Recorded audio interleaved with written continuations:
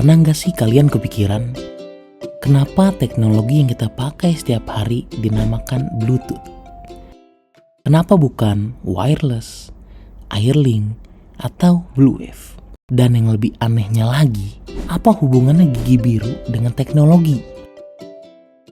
Ternyata jawabannya membawa kita mundur lebih dari 1000 tahun ke zaman bangsa Viking dan seorang raja yang berhasil menyatukan kerajaan-kerajaan di Eropa Utara.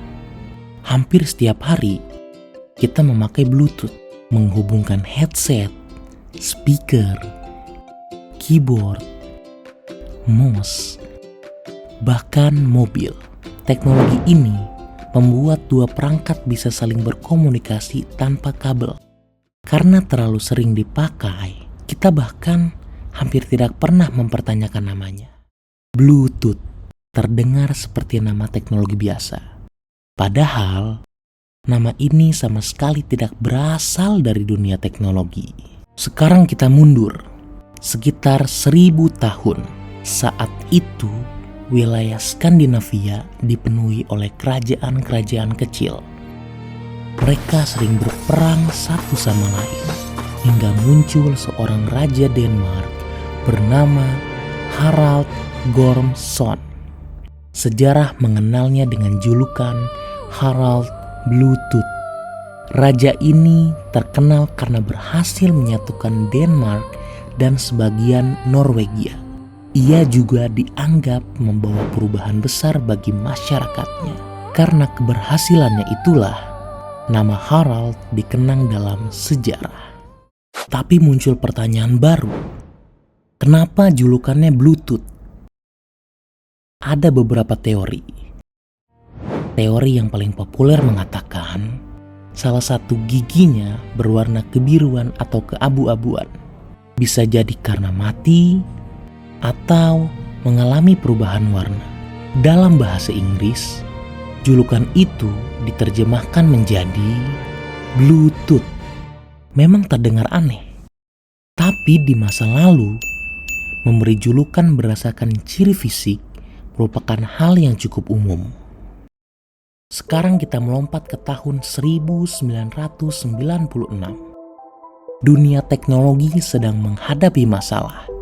Setiap perusahaan memiliki sistem koneksi sendiri. Akibatnya, banyak perangkat yang sulit saling terhubung. Intel, Ericsson, dan Nokia kemudian bekerja sama membuat standar komunikasi baru. Mereka membutuhkan sebuah nama proyek. Salah satu insinyur Intel, Jim Kardach, sedang membaca buku tentang Raja Harald Bluetooth. Lalu, ia mendapat ide. Harald berhasil menyatukan kerajaan. Teknologi baru ini akan menyatukan berbagai perangkat elektronik. Maka, nama sementara proyek itu adalah Bluetooth.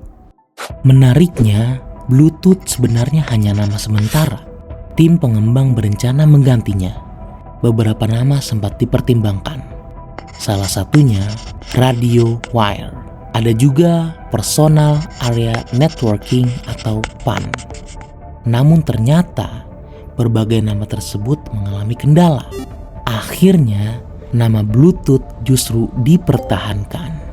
Nama yang awalnya hanya codename berubah menjadi identitas resmi yang dikenal di seluruh dunia. Kalau diperhatikan, logo Bluetooth juga punya cerita.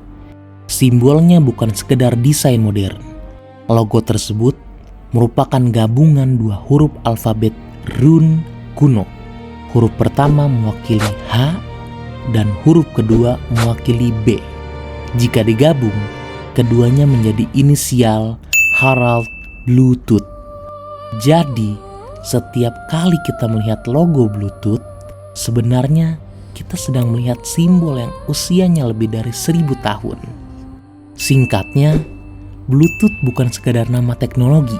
Di baliknya tersimpan kisah seorang raja Viking yang berhasil menyatukan kerajaan-kerajaan di Eropa Utara. Dan lebih dari 1000 tahun kemudian, namanya digunakan kembali bukan untuk menyatukan manusia, melainkan menyatukan perangkat elektronik di seluruh dunia. Kadang, benda yang kita gunakan setiap hari ternyata menyimpan sejarah yang luar biasa. Kalau kalian suka fakta-fakta seperti ini, jangan lupa subscribe Seporsi Fakta. Karena di sini selalu ada satu porsi pengetahuan yang mungkin belum pernah kalian dengar sebelumnya. Sampai jumpa di video berikutnya.